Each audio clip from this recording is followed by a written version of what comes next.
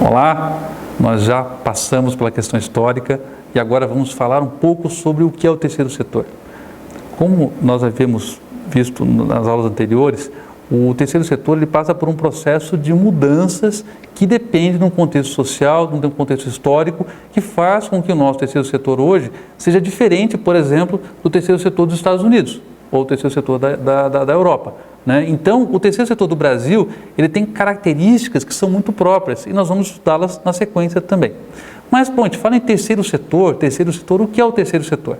O terceiro setor é uma nomenclatura dada para entidades que não são nem governo nem mercado. Ou seja, o primeiro setor é o Estado, o segundo setor é o mercado e o terceiro setor é tudo aquilo que não é nem Estado e nem mercado. Ou seja, associações, fundações, igrejas, clubes, times de futebol, sindicatos, associações. Então, tudo que não é Estado e nem mercado é terceiro setor. Uma coisa muito importante, existe uma certa confusão quando tratam do termo ONG. O termo ONG é uma generalização para tudo aquilo que não é nem mercado, nem Estado. Então você não funda uma ONG, você funda uma associação, você funda uma fundação, você funda uma igreja, um partido político, né? O nome genérico dado a tudo isso que não é nem mercado, nem Estado, ONG. Né? Então a ONG não é uma pessoa jurídica, a ONG é um termo usado de forma generalista para tudo aquilo que não seja nem mercado, nem Estado. Então, fique bem claro, você não pode chegar para o seu contador e falar assim, eu quero abrir uma ONG. Você vai abrir uma associação, ou uma fundação, ou um time de futebol, ou uma igreja, né, dependendo do que você quer fazer. Mas a ONG é o termo genérico para tudo isso que não seja nem mercado, nem Estado. Bom, terceiro setor.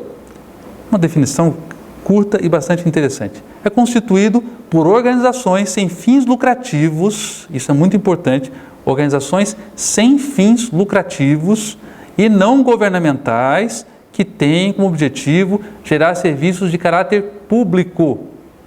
Então você não pode ter uma associação que seja voltada para atendimento, por exemplo, de condôminos, pessoas que morem numa mesma rua ou no mesmo condomínio, ou que sejam de uma determinada classe. Para que você possa ter uma conotação de utilidade pública, a gente vai falar mais tarde sobre titulações, você tem que ter uma atividade exógena, ou seja, atendimento fora do seu círculo. Eu não posso atender pessoas somente vinculadas à minha área de atuação. Então, o que é muito importante, sem fins lucrativos não significa que a ONG não possa captar recurso. Sem fins lucrativos significa que a ONG não poderá distribuir o excedente com os seus sócios ou dirigentes. Vocês precisarão captar recursos. A gente vai ter um módulo que vai falar só sobre captação. Então, a ONG que não capta recurso, ela está fadada à falência.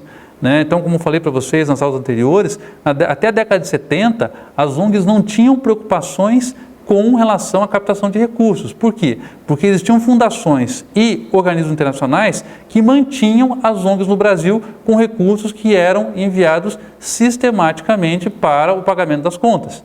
A partir da década de 80, essa realidade mudou e as ONGs passaram a ter que buscar formas de captar recursos. Então, assim, deixando claro novamente, as ONGs, elas são sem fins lucrativos, mas elas precisam captar recursos para pagamento das suas contas e também para que o excedente possa fazer com que os projetos sejam ampliados ou sejam criados novos projetos, ou a compra de uma sede, ou a compra de um automóvel, sempre visando projetos ligados com a própria instituição, com a própria associação ou fundação.